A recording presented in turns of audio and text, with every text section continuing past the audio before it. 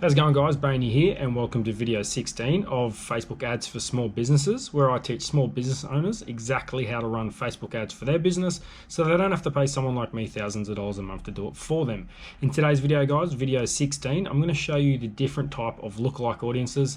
There's like a 1%, a 2%, 3%. I'm going to go over the difference between the 1% and the 5%, when you should use a 1%, when you should use a 5%, because if you don't do it correctly, the lookalike audiences won't work as well. So it's pretty important you just have the basic understanding of what they are and how to use them. Before I get into it, guys, if you're following along and you like the content I put out, hit that subscribe button for us, hit that like button, and leave me a comment below if you have any questions whatsoever, and I'll do my best to answer it. That being said, let's jump into today's video. So your account should look something like this. To find the audiences where we were in the other video, just come over here to audiences. So here's all the custom audiences we made yesterday. There's that lookalike audience I made in the last video, but I'm just going to jump into the different types of percentages when it comes to lookalike audiences. So let's just pretend we're making another one. We'll come down here to this one, go to create lookalike audience. We've got Australia. And you've got these 1%, 2%, 3%, and stuff like that. So to make a lookalike audience, your custom audience needs to have about 100 people. It has to have a minimum of 100 people to be exact. So if it's less than that, you won't be able to create a lookalike audience. To create a 1 to 2% lookalike audience, you should have in your custom audience about 300 people. Because if you've got less than 300 people, and then you try and make say you've got 150 people in your custom audience, and then you try and make a 2% lookalike audience, there's just not enough data in your custom audience to give Facebook a big enough sample to go and target a wider group of people. Try and keep it 1%. To be honest, a lot of the people watching these will probably just use 1%. It's not until you start getting up 300, 400, 500 sales, and then you can start expanding out a little bit.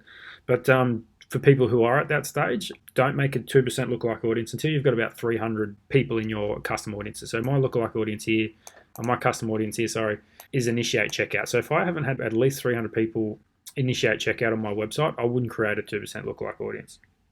So then let's look at a 2 to 3% lookalike audience. You want to have at least 600 to 1,000 people in your custom audience to be able to make a 3% lookalike audience. And it only just goes up from there. So when you've got a 4% lookalike audience, you want to have about 1,500 to 2,000 people in this lookalike audience. And to be honest, it's going to be tough to get that for initiate checkout unless you're scaling a lot. Just for everyone getting started, maybe you might have a couple thousand in your custom audience that's based on anyone who's visited your Facebook page, something like that. In that case, then yes, you can get 5,000 people pretty easily. A lot of people can watch your videos or like your posts and stuff like that. You can rack up 5,000 pretty easily. To do any more than 4, to start using 5, 6, 7, 8, you really need about 2,000 people in this custom audience.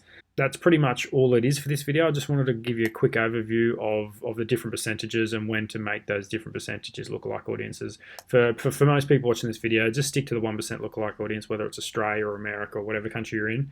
That's pretty much what you're going to start off for a while, and then once you obviously start scaling and stuff like that, you can make bigger lookalike audiences. That's it for this video, guys. In the next video, we're really going to start jumping into like the ad side of things. I'm going to show you the different elements of an ad, like the campaign, the ad set level, and the ad, and just sort of break it down a bit so it makes a little bit more sense. I'll see you in the next video, guys.